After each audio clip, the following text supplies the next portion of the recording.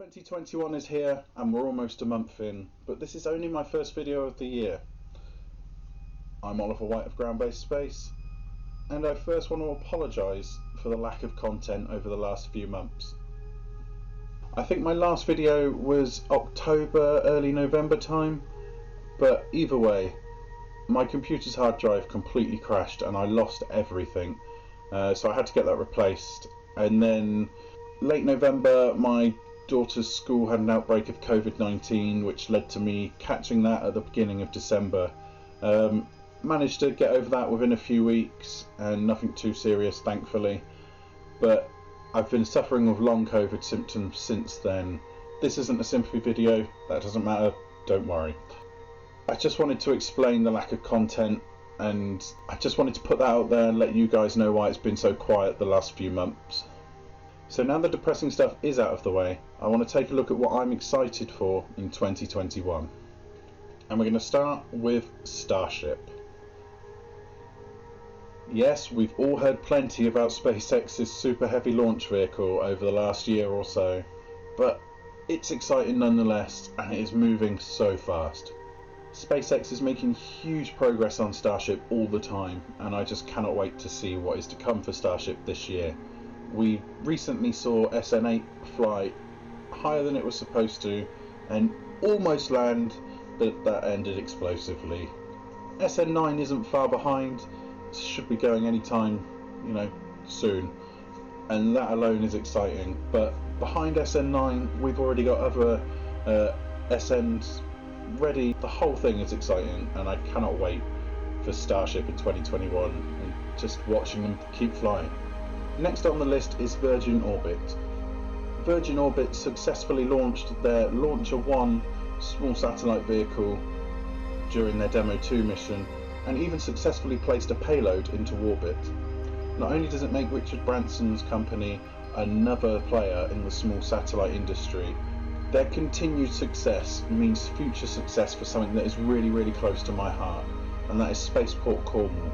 I absolutely love Cornwall. It's right down in the southwest of England, for those of you that may not know, but I visit there regularly and I stay right near the airport that is becoming the spaceport. So that for me is just huge. It's so exciting, and I cannot wait to see what is to come for Virgin Orbit, because as I say, their success is the future success of this spaceport. Virgin Orbit are the partner for the spaceport, so it will be them launching from there. So I'm just picturing it, literally the runway kind of launches over the beach that I visit all the time, and so I can sit on the beach enjoying the sun while watching Virgin Orbit launch their rockets, and that to me is just insane.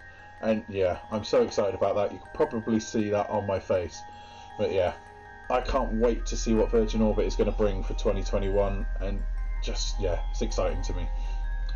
Now we have another small satellite launch company, this time based in Austin, Texas, and that's Firefly Aerospace.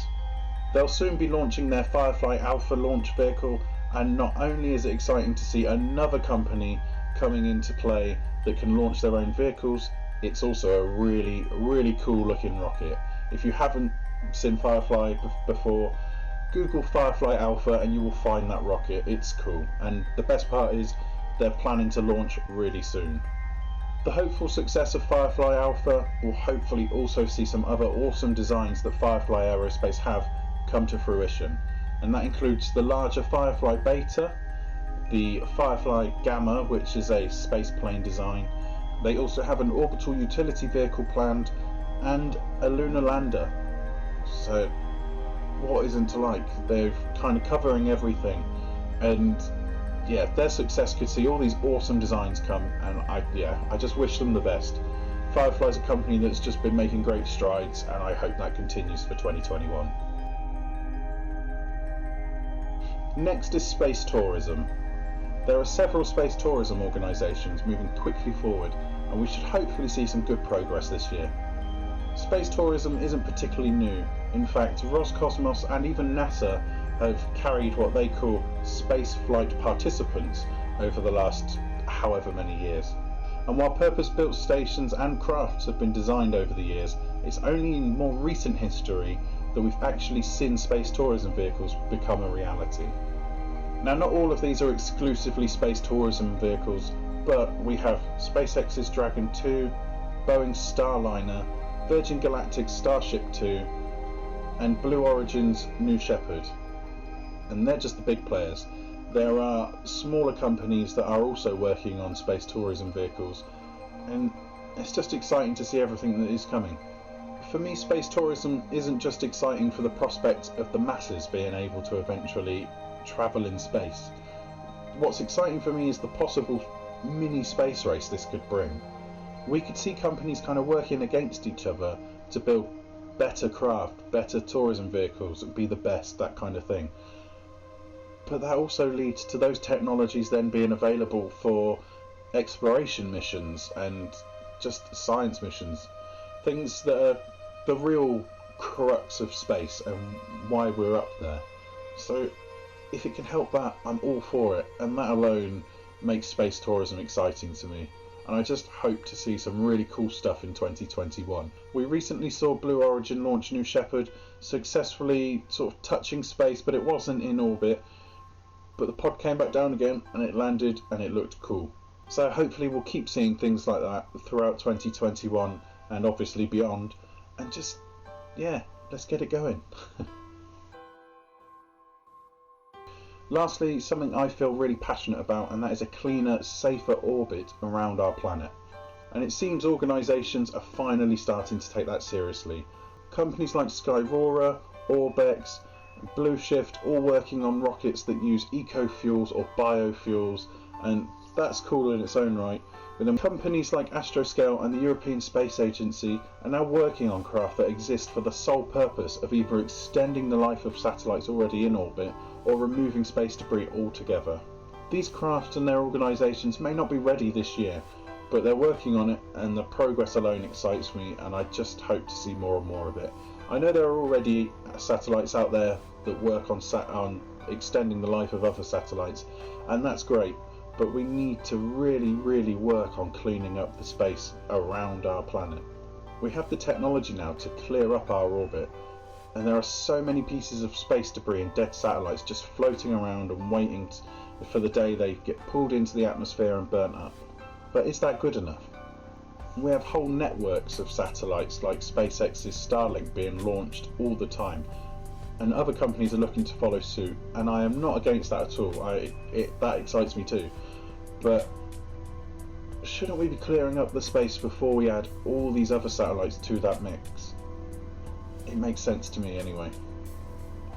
We're coming to a point where it's risky to launch these rockets and people into space with all that debris up there that could get in the way. The space station recently had to move out of the way so that it wasn't hit by a piece of space debris. Doesn't that give us a sign that we need to do something? It might not happen often, but the fact that it's happening at all is something.